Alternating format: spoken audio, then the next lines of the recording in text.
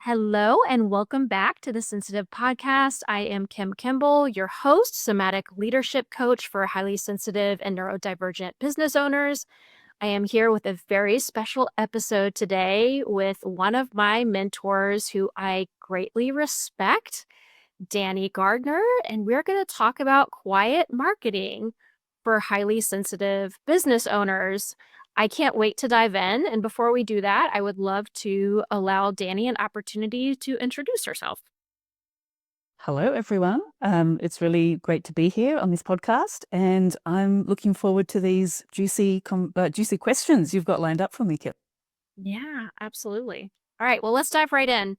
I know you have coined yourself the quiet marketer and what you do as quiet marketing.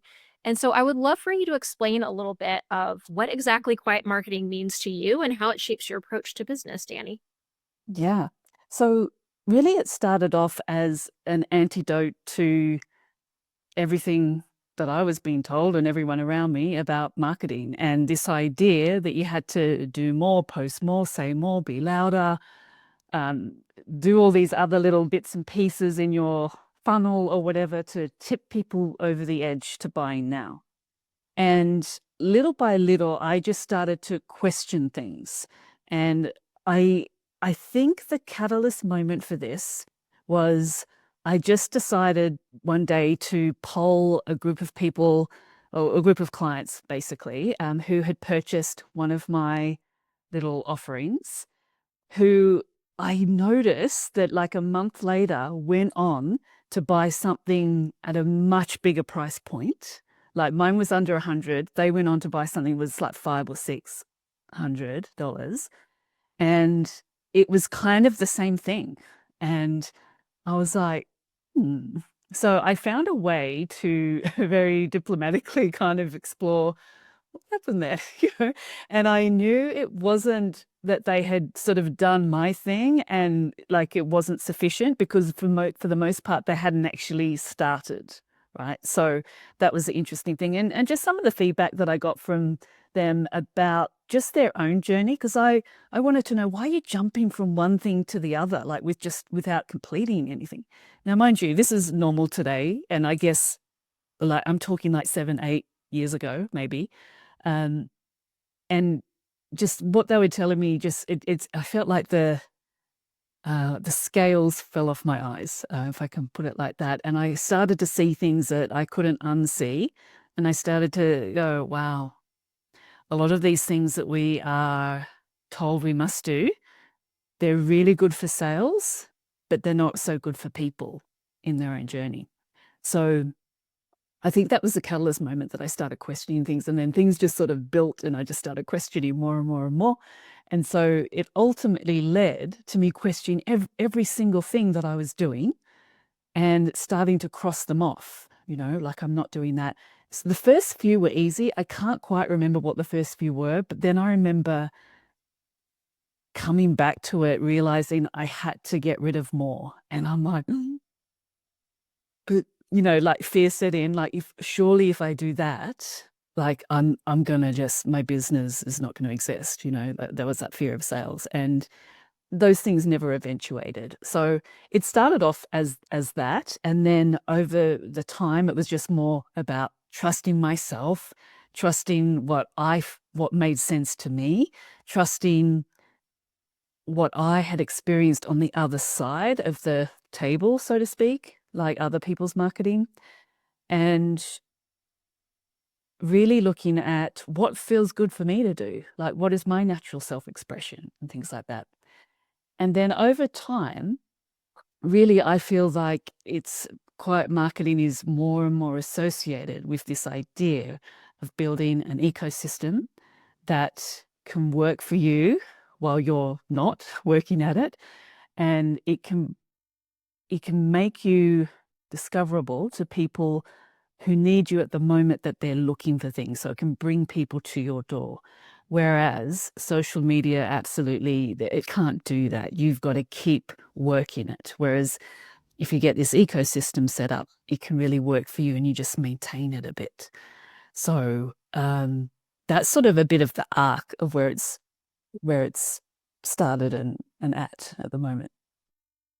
You know what I got curious about as you shared this? I realized that I've never asked you this question, but I got curious about what is it, do you know what it is in you that allows you to question the way that things are done? Because I think so often we don't, right? And that's part of the Yeah. problem is that there's just this, well, this is what I'm told to do, and therefore this is what I'm going to do, and there's no questioning.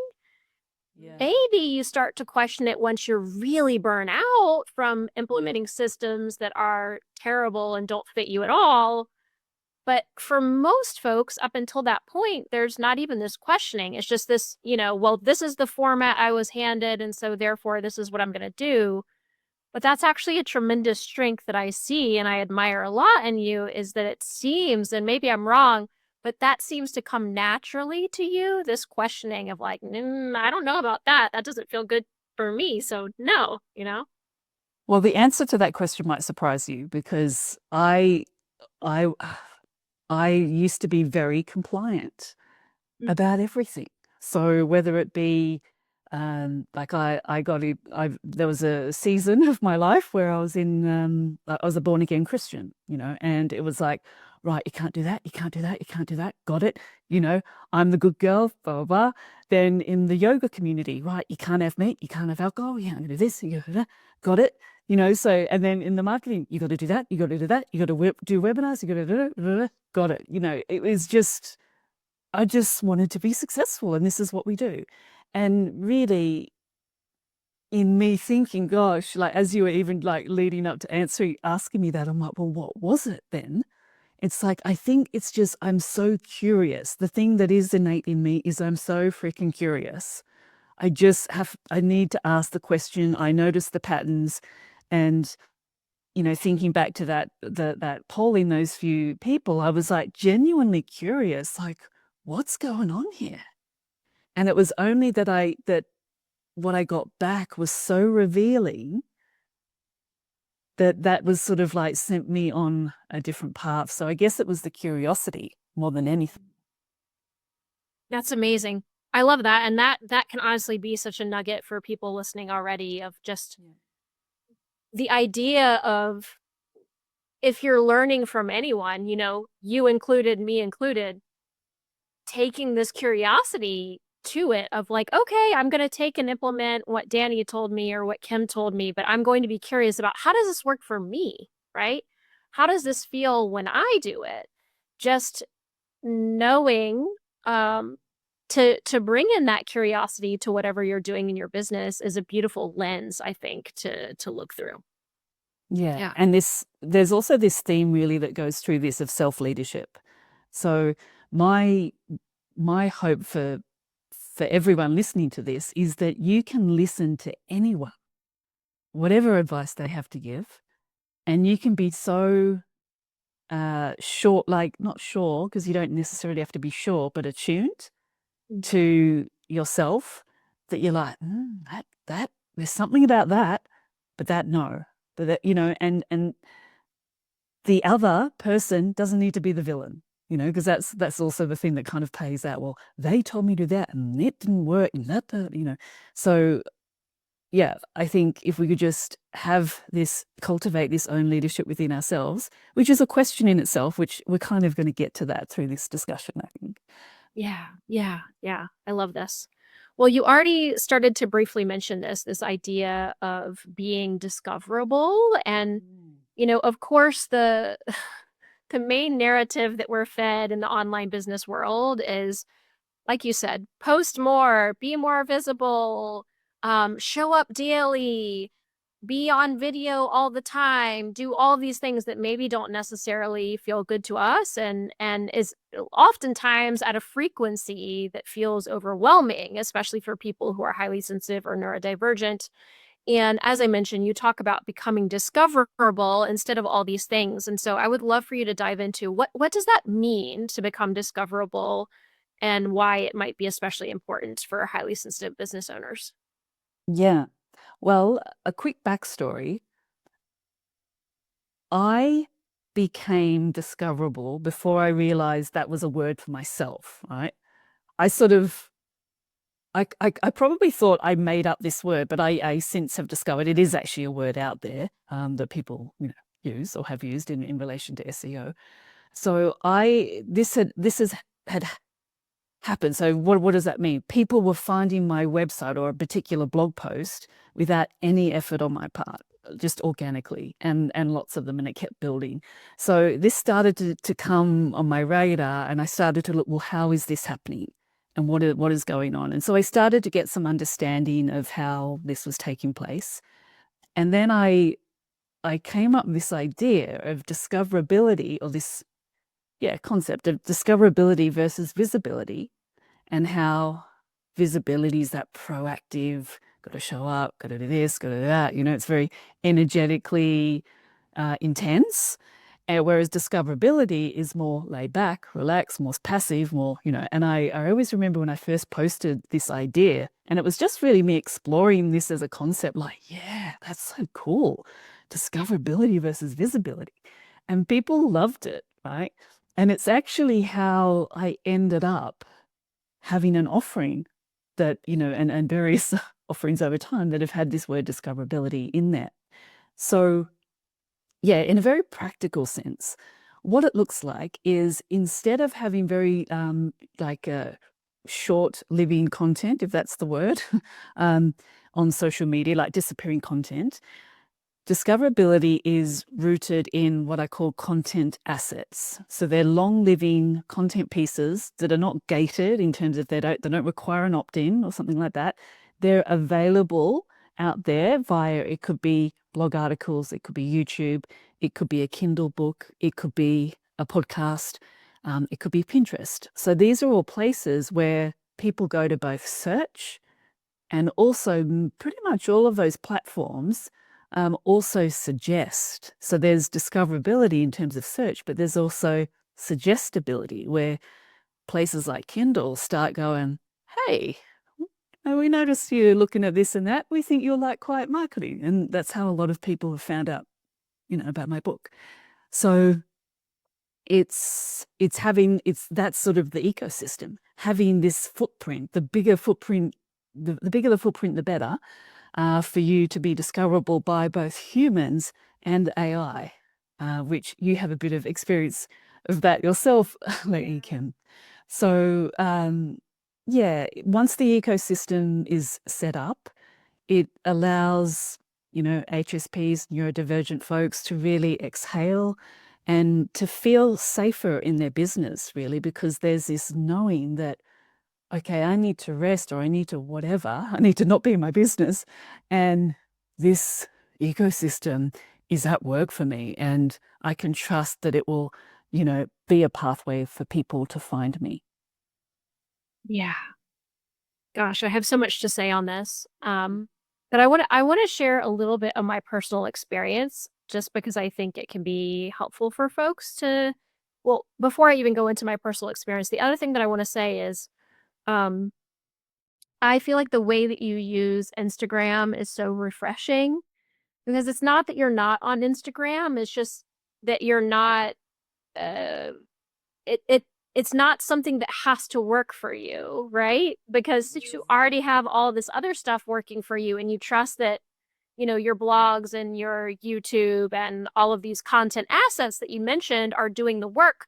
So you're not going to Instagram with this attached feeling that I get from a lot of folks and that's also producing less of a roller coaster feeling because then there's not this it's got to work and you can drop into Instagram and share something like I just saw that you shared of like, oh, this was what happened on Sunday. Like just a beautiful Sunday musings, like a beautiful entryway into your world where people get to know you more. And oftentimes you don't even share a call to action on those things, which just is so refreshing. So I want to mention that setting up this type of an ecosystem allows you to not be attached to algorithms in a way where you feel like your entire business is hinging on this working, right?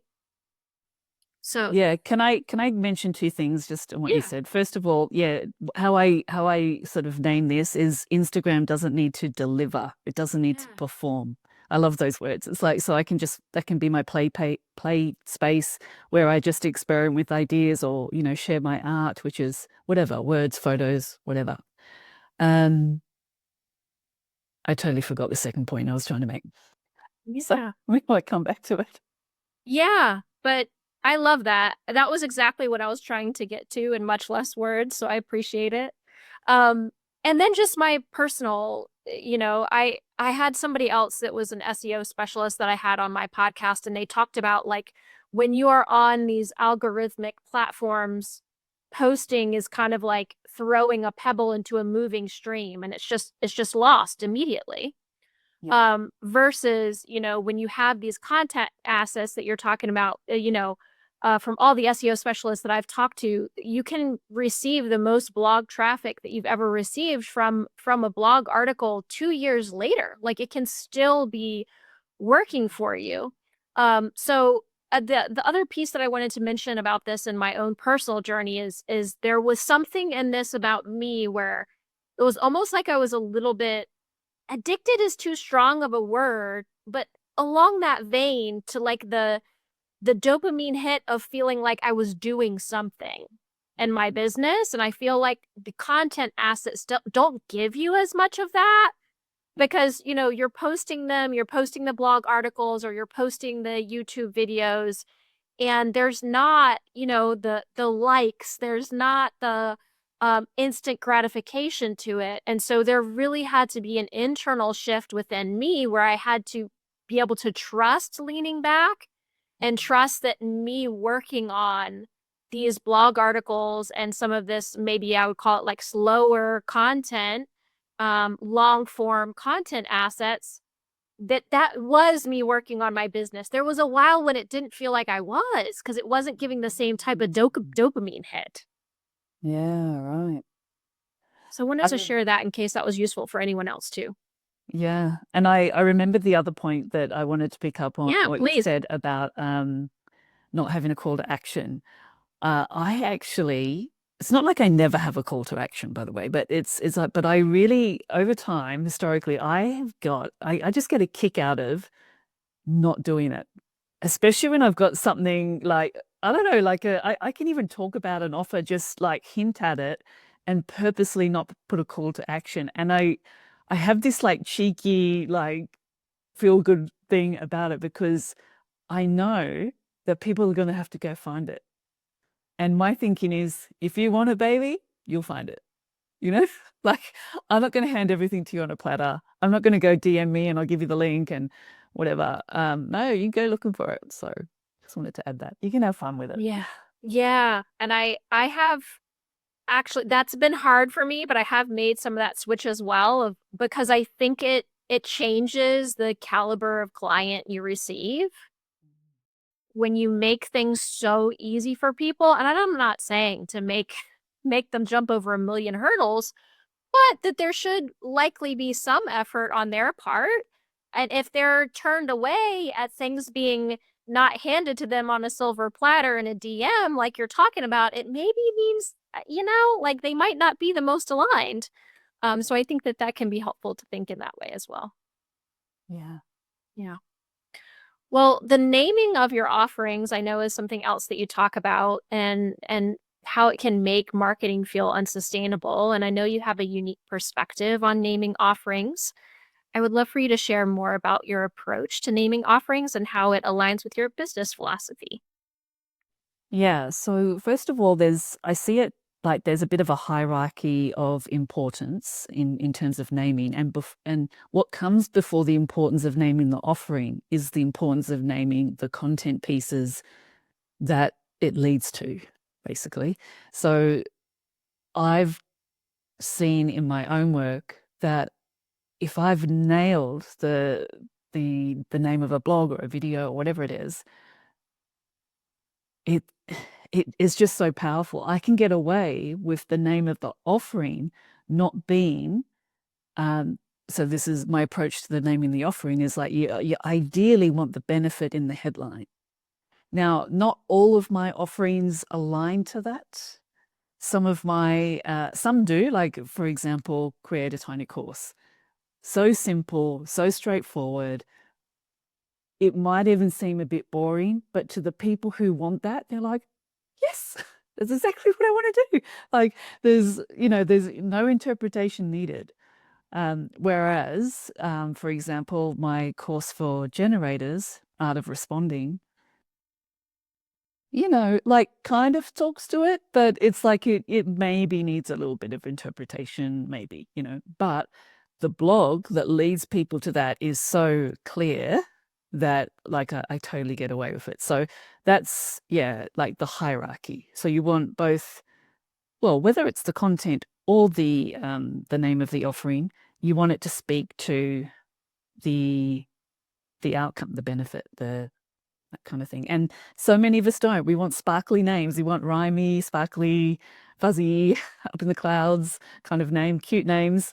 And yeah, if you can just name it really practically, then it makes the benefit of buying obvious, because people can read your whole sales page, and even if that copy is really good and it speaks to them, they'll keep going back to what's the name of the thing. And if that's really clear, it's just better, especially if you can imagine telling, women telling their partners, oh, I saw this thing, I'd love to buy it. It's like, $3,000, and it's got like, you know, get in touch with your feminine essence, and the husband going, yeah, that's really nice, honey. Can't quite afford it at the moment. But if that whole program was named something like more practical, then, we could. And actually, let me give you a real practical one example of mine. Um, Earlier on, actually, yeah, one of the things I was doing earlier on in my journey was Akashic Records readings. And I was literally like, come and get your Akashic Records reading here, basically. I was very much leading with the modality, with the tool, with not the outcome at all. Um, and I went through this process of like looking at, well, I started to realize how that didn't work. And then I'm like, well, hold on. If I just back up the truck a bit and I go, what have I achieved that I feel pretty confident that I can help others achieve? And the first thing was like, well, I've left corporate, like, and I was stuck in corporate for years. And I've now carved out, a new career for myself and blah, blah, blah, not making millions, but I knew that I could help people like make that same transition. So I changed my offering from essentially Akashic Records readings to career realignment. And it was like a, number of weeks program to help women in corporate to, you know, basically map out their next move, carve out a new path and that kind of thing.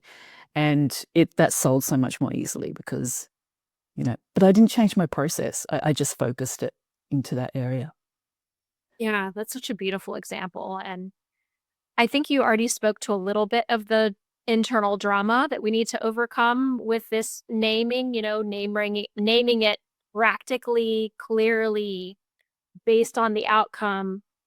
It, Sometimes I think that people can feel like it's being inauthentic, of like, I want to express myself more, like maybe they're a really sparkly person and they want to be sparkly in the title, and it feels like they're not being authentic to themselves to not be sparkly in the title versus like very clear and practical and outcome focused. And I also think that sometimes it can just sort of speak to us not being super clear in our messaging in general, the titles that we come up with, of, okay, like I'm still using jargon, for example, that no one else really understands that's outside of my industry or things like that.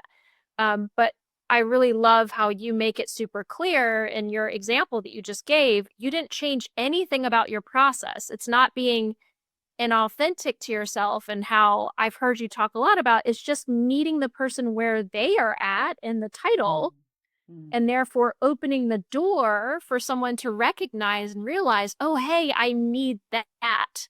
And then Yeah. all of your process can stay the same. So I think it's really important to emphasize that. Yeah. And on just to speak to some of those points you were saying about, having the sparkly fuzzy, is even like the spiritual names, right?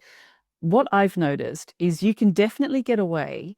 You can bring in a spiritual word, but you put a practical one next to it and you can get away with it. So if I had have called my program, which would have been like right to do so, I could have called it spiritual alignment. Come and get your spiritual alignment here. But I put career alignment. Now it's freaking practical. It's like, of course, that's what I want. So that's another little kind of thing that I think about Yeah. in the name there. And these things can make such a big difference, folks. Like I feel like I can't emphasize this enough because you can move from nobody paying any attention to you and not getting any bites on your offer to you change your name and suddenly you've got lots of people, they're like, "Oh yes, I need that." It makes all the difference in the world and you're changing nothing about your process. Yeah. And like just the real sticking point for most people is they're just so focused on the tool. Like I was focused on Akashic Records. It can help with everything, everyone with everything. There's that hesitancy to name some of the actual areas, or focus on a couple. And if you can get beyond that, it can change everything. And some of that I just want to name, I think some of it comes from, and I think people, your people and my people tend to be very ethically oriented folks. And I think some of that hesitancy can come from, well, I don't want to promise something because I can't ultimately promise XYZ outcome, right? And so then they shy away from naming the outcome at all. Yeah. Um, I'm gonna let you tackle that one because I know my thoughts on that. Yeah. But my thoughts essentially are yes, you can't promise anything, but you can name the results that are possible Yeah. and are typical, right? So I just want to name that that can come from a sincere desire to be ethical in your marketing too. Yeah, and I agree 100% with what you said because whatever the offer is, whatever it's called, even a doctor can't guarantee to heal you of something, you know. There are no guarantees, and um, even when people offer a guarantee, it's like people in most cases it's really about they've actually got to do the work. Um, Yeah, love that.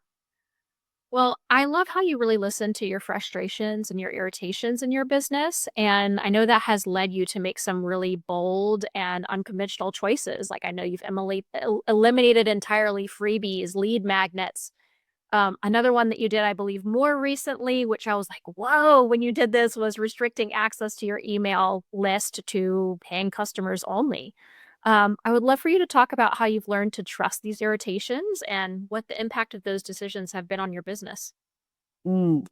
So the trusting. Well, I think what I want to say first is over time, I have had a very interesting experience with my body and the messages that it's giving me. And I've really learned to pay attention. One of my very first experiences was a pain in my arm that started with I just couldn't sleep on that arm to over like it grew and grew over 6 months, would you believe, to the point where it was waking me up at 3 o'clock in the morning most nights. I'd have to get up, I'd have to go out to the lounge room, and if I propped myself up like I was almost sitting up with pillows, I could manage to get back to sleep, but it was on fire. At this time, I'm studying kinesiology. I had also decided that I must because I'd just left corporate and I absolutely had to now have an accredit like like it was a quest for credibility because I'd left a credible job and now I'm doing woo woo stuff, and so of course I must have to do a diploma in health science. This is sort of what was going on. So I was already like very interested about the signals of the body, all this kind of thing. I was actually having kinesiology sessions about this. We weren't getting to the bottom of it. And then I went somewhere else that wasn't connected with the college that I was getting kinesiology sessions from. And overnight, the problem went, but because there was a new awareness that came in. It was basically my body going, you're going down the wrong path, right? You're going to listen. Overnight it went. So it was such a powerful experience for me. And it sort of set me up to be very aware of any aches, pains, anything going on in my body. And so that's just sort of built over time, this awareness. But when it comes to business, that didn't necessarily kick in straight away. This, oh, my body's doesn't feel good about this. It was really, I was just making myself do all sorts of stuff. But yeah, so the trust only came in hindsight, right? That's what I can say. It's not like I decided I was going to trust it and then, you know, that worked. But the best example is one of these irritations, right? So I was increasingly frustrated, irritated by people who were joining my list. Would you believe? How frustrating to have people join your list. But there was this was back in the time where you could actually join my list by essentially filling out a market research survey. And I noticed that a lot of people were coming in to get human design tips. And I had not positioned it as that at all. And it was just, it kept, like I'd see the responses come in and then I'd talk myself out. I'm like, don't worry about it, Dani, just move on, just and then a few months later it would come up again. And I'm like, oh, Dani, like rise above it, and then I remember my husband talking about this guy that he was doing a course with or something. And he was really emphasizing this idea of not having a free list. And anyway, I sat down with my husband. I'm going, tell me about that guy again. And we had a bit of a chat. And this was on a day that I was super irritated about this thing again that I didn't want to be irritated about. Anyway, after that conversation, I got up, went over to my computer. I went down to the bottom where you could usually go and fill out the market research form. And I just changed it to some version of looking for my email list that becomes available when you're a client or a student, something like that. My mental thought process was, this probably isn't a good idea, Dani. This is not really a wise business move because, it's important to, grow your list and things like that. But at this point, I was just sort of starting to feel a bit alive from this conversation that I'd had with my husband. And I was feeling like seeing the possibility and then doing it. And then when I hit save, I just was like, oh, I just felt amazing. I just felt like it was the best thing I'd ever done, even though mentally I'm thinking it's probably not a good move, right? And then that was it. I moved on with my life, all right, and didn't get annoyed by that. However, what happened, like the month later, I noticed my tiny course sales had doubled. And I'm like, get out of town. And then the next month they tripled or they doubled again, or, it was like, and I'm like, wow, this is insane. But I could also see that it made sense because people were going there. There wasn't an option to join my list. And I was imagining myself in their shoes. Like, have you ever found someone and you're like, I love this person. And you're like, and you remember times in the past where you found someone and then you moved on and then you couldn't find them again. And it's like, I imagine that scenario. So it's like people are there and they're like, I need to do something. So they bought what they needed. And so it's because of things like that I didn't even expect that to be a good move, but it was a full trust of my body that didn't make sense. And it was like a win. So then that gave me confidence. Like, remember last time I was annoyed and I didn't think that move would make sense and it was all okay. So that's really how it was built, like one little decision at a time. Mm. What really struck me out of what you shared is you said, I just need to rise above it. Yep. And I think that's so much how we treat ourselves in our irritations. And I think obviously that's a common belief with irritations, but I personally feel like that is actually most prominent, more than likely, in highly sensitive and neurodivergent people, because we're living in a world of neurotypical people and we have been asked to stuff our irritations for our entire lives, literally, right? The world caters to neurotypical people. And we are used to, well, this sound causes sensory overwhelm in me and there's nothing that I can do. And so I've just got to stuff it. And whatever is going on in this social interaction, I don't really understand, but this is a neurotypical world. So I've got to stuff that down and I make myself wrong. There's this internal shaming that happens for highly sensitive and neurodivergent people where you actually learn to distrust your irritations because you've had to swallow it your whole life.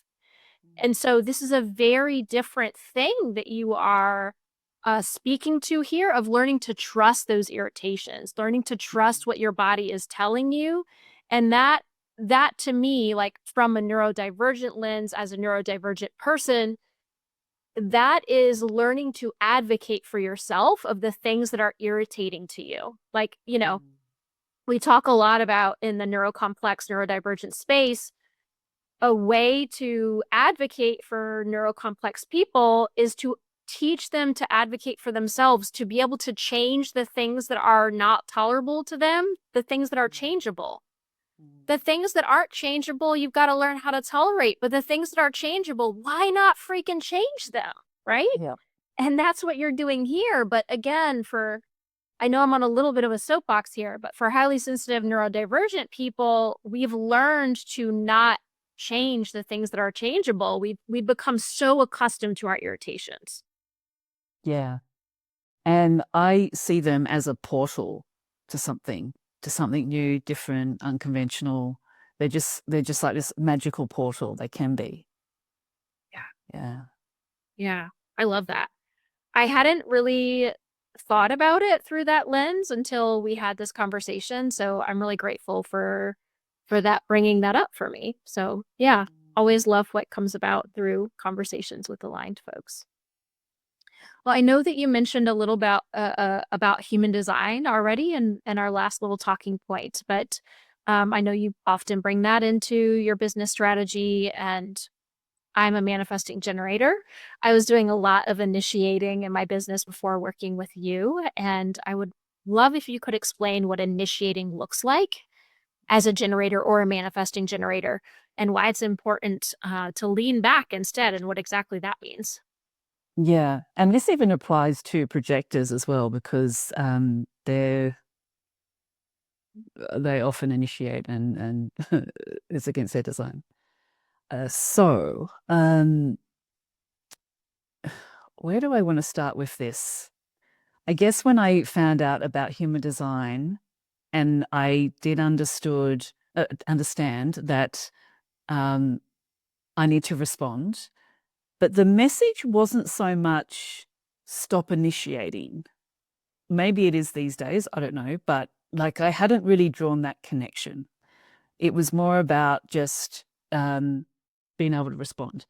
And so initially, I didn't even take human design that seriously. I was kind of curious, but I was also a bit like, this is really dumb because, projectors are here to guide us and manifestors are here to tell us what to do, and we're just here to work or something.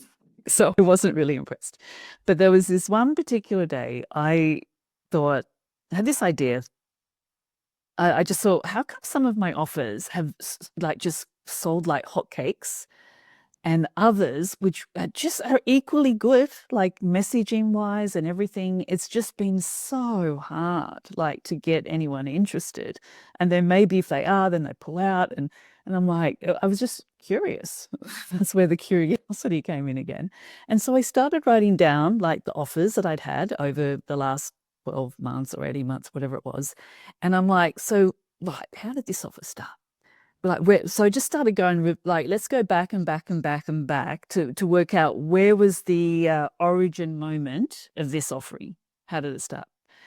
And as I started documenting this, I was like, oh my goodness. Okay. The penny dropped about what responding meant, because there was a pattern. There was something that I was responding to in each thing, but not just responding, because you've got to have a yes. It's got to feel like a yes.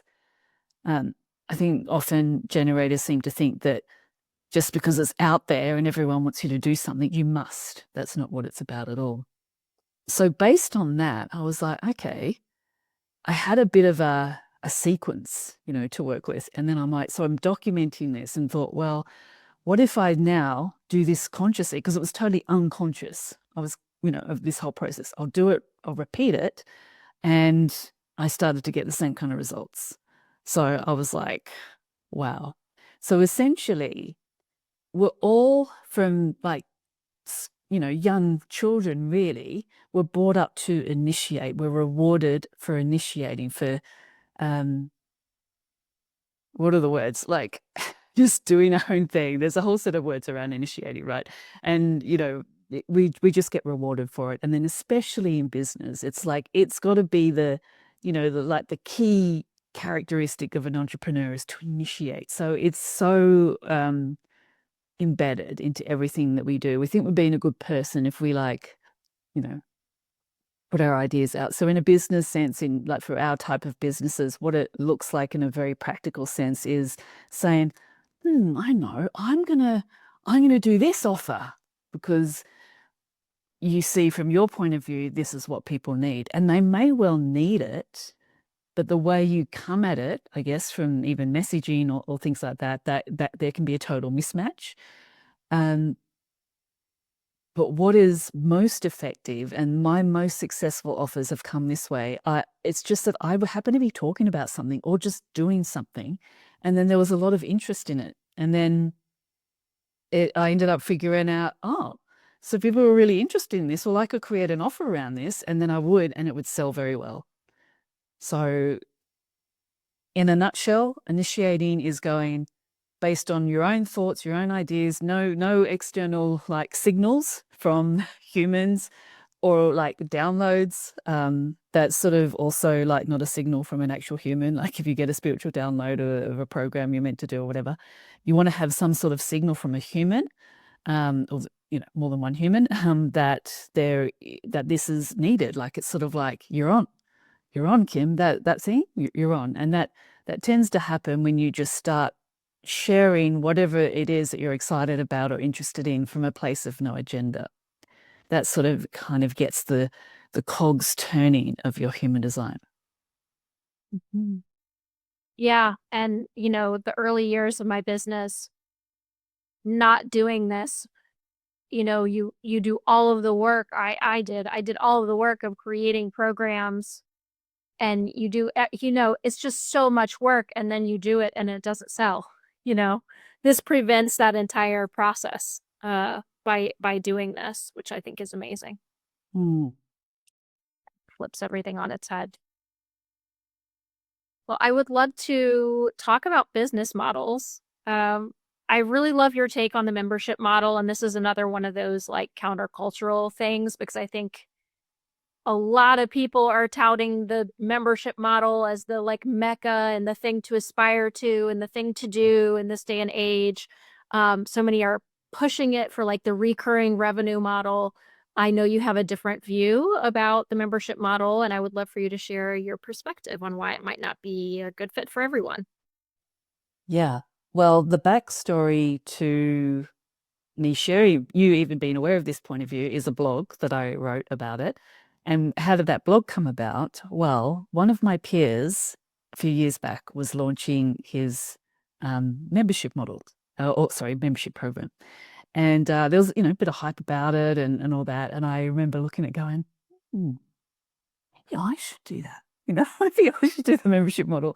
And I thought about that a couple of times. And then, but there kept being something like in the back of my head going, Dani, seriously, like, like this isn't for you. And so one day I'm like, yeah, I think I know, but let's just go through it. Why isn't this for me? And I started listing down the things. And so some of those things were, I knew that it was really important or is important for me to have what I call bookends. So we're starting here and we're finishing here. It's really clear. And when it finishes, I can like, see ya. Like I can just flutter away for a while and I don't feel any sense of I'm meant to be present for these people. I just really like that cleanness. And then if we want to go again, we go again. So for a long time I had my mentorship program. It was like 3 months and 3 months and 3 months. I really love that. The other thing is like being very closely related. It's like the membership model doesn't really give you freedom to retreat because you sort of need to be present. And of course, you could say, well, you just get support coaches and you just get this and that. I mean, that has its own set of kind of challenges, I guess. The other thing that ended up on my list is as a buyer myself, I don't like them. And the main reason being is because there's no clear end date. And I'm like this with anything, even socially. It's like, yeah, I'll come to that party, but it's like in the back of my mind, when do I get to go home? Because I want to be there, but when do I get to go home? And that's definitely my like 2-4 thing coming out there, or my 2 line for sure. So yeah, I don't like the idea of at some point, like if I want to pull out, I've got to email the person involved and go, oh, look, like, I want to leave.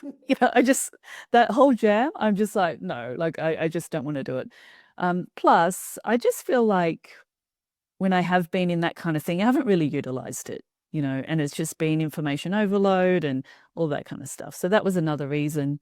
The other was this idea that, managing people coming and going. So we're starting and no, I'm not. And, even just the mental, emotional load of that, like, oh, another one's left, or now I've got to replace that one.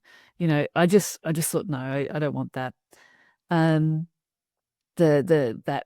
that feeling of need to be constantly visible, I've kind of touched on that. And the other thing was I really felt like it was more work for less income because, a membership model, I mean, many of them are like maybe $50 to $150 a month, that kind of thing. Even if it's a bit more, it's like you need a lot of people to make that work.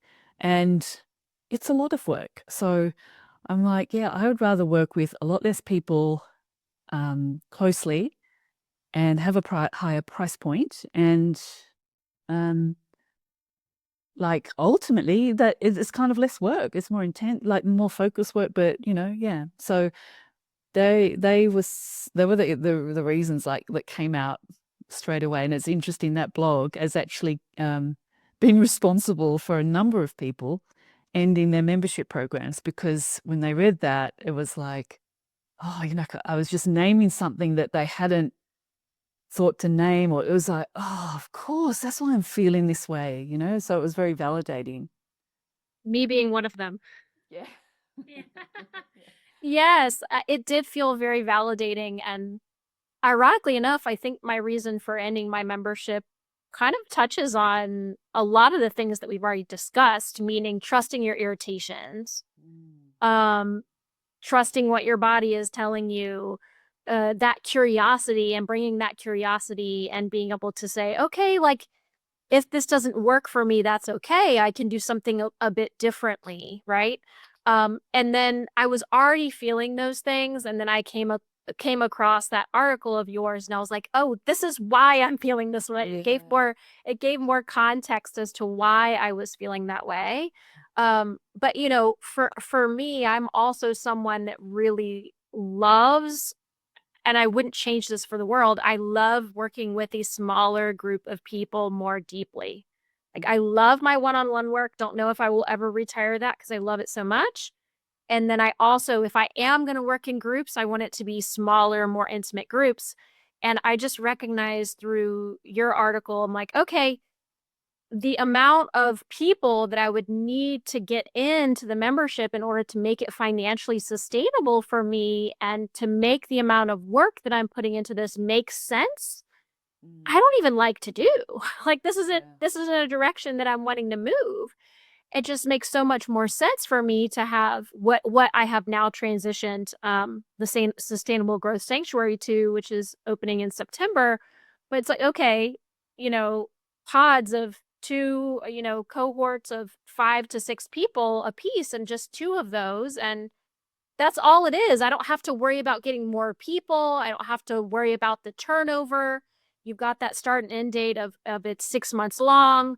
And honestly, I think that that helps people engage and show up a lot more. A, it being a higher price point, and B, also people having those book-in containers, because I think when it's $50 a month and it's ongoing forever and ever, amen, there's this sense of like, like if it's the least bit inconvenient to their schedule that day, like I'm not really going to show up. And then that creates a very challenging dynamic to facilitate a group with if it's very low engagement. You're constantly having to mend the turnover that's happening. To me, it felt like it just created a lot of problems that you can solve immediately with a different model. Yeah. And then the other thing is that I would often think about is, can I really be helping people like this? And this sort of background concern that I want everyone to be seen and like heard and all of that. And they can't be with a big group. Whereas with a small group, there's like everyone can exhale, including you, and go, we've got spaciousness here. We've got time for everyone to be heard. And that feels really nice. Yeah. Mm. Yeah, so hopefully this can be a bit of permission if anybody, well, first of all, if this is catching you before you were thinking about moving to a membership model, maybe you can see how it lands and resonates in your body of like, does the things that Dani and I are sharing make sense to you? Does that feel good in your body? Maybe you can catch yourself before you move in that direction. And if you already have a membership model and it's feeling a bit crunchy to you, maybe this can be the permission slip that you need as well to potentially make a little bit of a pivot. So, Yeah. yeah. So I know we're going to dive into something that I know is really resonant and up for you recently, which is talking about boundaries with clients. I know oftentimes we can think like, okay, when I switch business models, like you're talking about, it's going to feel so much better. But then we switch business models, like switching from one-on-one to groups, but then we feel burnout in a different way and we're kind of left scratching our head of like, why? And I know this often comes down to boundaries with clients, how we share them, but also how we hold them, how we communicate them, how we hold them when clients maybe push back, how it feels to you.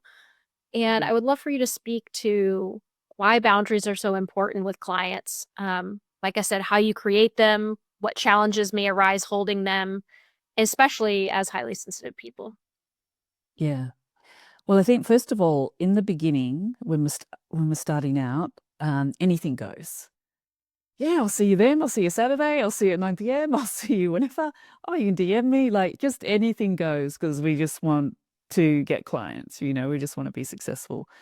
And that just like builds and builds and builds. And then like one of my clients at the moment, she's built quite a successful business financially. She's got like a lot of consistency, but she never changed that sort of thing from the beginning. Like people just have all this access to her outside of their session time and things like that. So that's something to be mindful of, like this idea of start the way you mean to continue. So that's the first thing. But the other thing is like often boundaries there's a basic level of it where it can just be a system. So instead of thinking like a boundary, I've got to put a boundary, you just put a system in place. And so one basic one could be a booking system, an online booking system. Like that can clear up a lot of things for people, where people they've got clients just texting them and whatever. So there's often, systems that can be put in place. And then if you manage to have some systems, even like a document that outlines what's what, like when you're available, all of that kind of thing, it's one thing to have that, so to have a boundary, and then it's an absolutely different beast to hold the boundary. And that's something that I definitely was experiencing this year. And it was so interesting because it's like lots of people comment on my boundaries, like, I love your boundaries, Dani, blah, blah, blah, blah, blah. And it's like the reality was they very rarely were challenged. Because they were so clear, like I never really had a much to experience, like some, but withholding them. And so then a whole nother like thing comes online. And what I realized for me is that what was underpinning a lot of me wavering basically was this idea of overfunctioning. So it's like I didn't want anyone to be confused. I didn't, there were a few ones confused, missed stuff. Like I was reteaching what I'd already taught, re-explaining what I'd already done. It was creating a lot of tension in my body. Like I was walking away from these calls like really stiff, going, I don't know what happened there, but that felt terrible. And then as I started to unpack it, I started to learn so much about myself. So there's this whole issue of over functioning that once you start to identify it, you can start to, work with it and adjust and things like that. And then the other layer of this that was quite interesting for me is, and I haven't shared this with anyone, Kim, um, like in our mastermind, but when I was on my solo retreat in Mallorca, I had this kind of, let's call it a woo-woo session, right? Mm. Um, I wasn't quite sure what it was going to be like, but it ended up involving the Akashic Records, actually. But a few things. Anyway, I bought I bought an issue that I'd been experiencing with clients to that session. And what I learned from that is there was a whole origin moment from the womb to do with my mother. And it was insane, like how this played out. The exact emotions I've been feeling were the exact emotions that we picked up from my mum, like when I'm in the womb. And so a few things happened in that session. I wasn't really sure. Like afterwards, I was like, I mean, I've been totally woo woo, and then also kind of gone, yeah, like, is any of that real? you know, like, and so I walked away not being sure if anything happened, and then I noticed a shift. I noticed a shift in how I felt, like quite significantly, and then there was also a very physical confirmation that something had happened. I don't know if you know about German New Medicine. Yes, yeah. Yeah, so I had a conflict resolution, a massive one, to do with my left side, to do with my hand. It all lined up with this whole storyline. And I'm coming to the end of this, but I had a really massive issue with a joint in my thumb. And so I'm like, oh boy, there is like this whole other level to boundaries. Like there's this surface level, yeah, have a system, have a process, hold the boundary, da da da. But you can do all of that and they can still be like, there's no guarantee that you will be okay with it all. There might be some much deeper work that needs to happen. Yeah. Wow, that's so interesting, the Akashic record session that you have. Yeah. And to me, that just points to what we know about science and epigenetics, you know? Like we can say these things that we can't understand with our logical mind, our woo, but really it's science. There's scientific, backing of epigenetics and things like that now. And I think we can often forget about these things and how those play into our business. and this is really the work that I do of like, okay, how do all of these things show up for you as the business owner as you're running your business? And for some reason people seem to think that these things for some reason aren't going to apply or show up when we're running our businesses, but they do in all sorts of different ways. Because and honestly, sometimes even more so in an amplified way, because then you've also got all of these relational dynamics. For example, our attachment wounding can show up in our business and the way that we're running our business. Our like family like roles that we've played can show up when we're facilitating groups. Yep. Obviously, if we have like visibility fears, that can be a huge thing. There's so many things and ways that this can show up for us. And for some reason, we think like, oh, well, it's not going to show up in my business. But like I said, I think it can even be more of a pressure cooker because it's like all these things are there, but now we're in a specific role. We're in a leadership position and we're also have money involved and kind of survival involved, right? If your business is the only thing that you're doing, then there's this pressure of like, I gotta make it work. And so I think that this is a wonderful reminder, and that I just want to say to folks that it does not matter what stage that you're at in your business. You can be a multiple 6-figure business owner. You can be a 7-figure business owner. You can be an 8-figure business owner. This stuff doesn't go away. It's just different levels and different iterations of it at different spots in your business that comes up. And I personally, just like you were talking about viewing the irritations as portals, I view these activations as portals to our own healing. And that's the reason that it's coming up, so that you can have this healing around your boundaries. And gosh, it goes all the way back to the womb. What a blessing to be able to say, okay, this is cleared up, right? Yeah. And yeah, in my own journey, it's just, I feel like my leadership took a big leap. My own, I just felt more resourced and all of these great things. And yet there was still some deeper work. And yeah, with what you're saying as well, the thought that keeps coming up is new level, new devil, that kind of thing that plays out. Yeah. Yeah, because I think a lot of times people have this faulty belief of like, oh, once I reach this X financial amount, I won't have those things. Yeah. It's just different things, right? Yeah. We will always have those. And I view that as a good thing because it's always a invitation into a deeper level of healing. It's always an invitation of like, okay, we've dealt with this. Let's deal with this now, right? Yeah. That's all. Yeah. So thank you for sharing that. I appreciate it. You're welcome.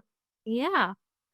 Well, for those who are just starting to explore the idea of quiet marketing, aligning their business practices with their values as HSP or neurodivergent entrepreneurs, what's one small shift or action you suggest they take today to begin stepping into this more authentic and sustainable way of running their business? I think the number one thing to keep asking yourself is, if I were to be really me, how would I do this? Yeah. Because a version of that question is what really began to change my trajectory. I remember being in a Facebook group, needed to come up with this question, like 10-word question or something. And I was just like, oh man, this is so frustrating. And I heard myself say, I would rather write a 1,000-word article than this freaking stupid question. And then I'm like, why did I do that? And it really did. It started to it sent me back to this idea of writing blogs and things like that. And it has changed everything. So that was just a simple question of what would I rather do? I don't like this. So what would I prefer? If I could be really me, how would I do this? That sums it up so well. Well, how can folks connect with you and learn more about you and your offerings, Dani?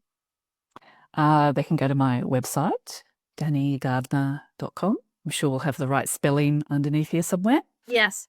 Yeah. And you might want to connect with me on Instagram, The Quiet Marketer. And yeah, they would be the main places. Beautiful. Well, if you are down, I ask a few rapid fire questions here at the end just for folks to get to know you a little bit more. So they will be quick. You don't have to think about them deeply, just whatever comes to your mind, and they're meant to be just fun and lighthearted. But before we do that, is there anything else that you'd like to say in closing that feels like it needs another moment to wrap up from our podcast today? I don't think so. No. Yeah. All right. What do you wish people knew about your experience as a highly sensitive person in the world?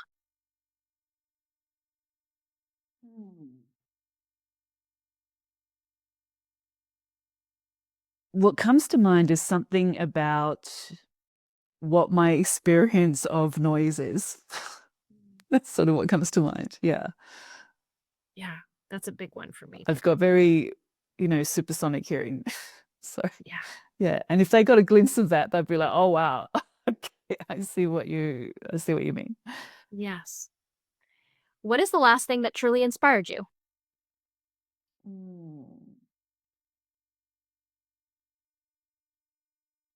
Something this morning, actually, that has been coming together in my mind about this idea of husband, let me get the word out, business husbandry.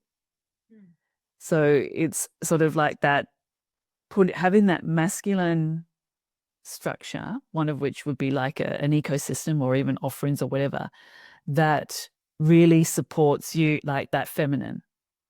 And I've just been thinking a lot about how this idea, the masculine and the feminine in relationships, and how that plays in a business where it's you and you kind of got to play both roles, but you can have a structure that once you set it up, it's working and it can hold you.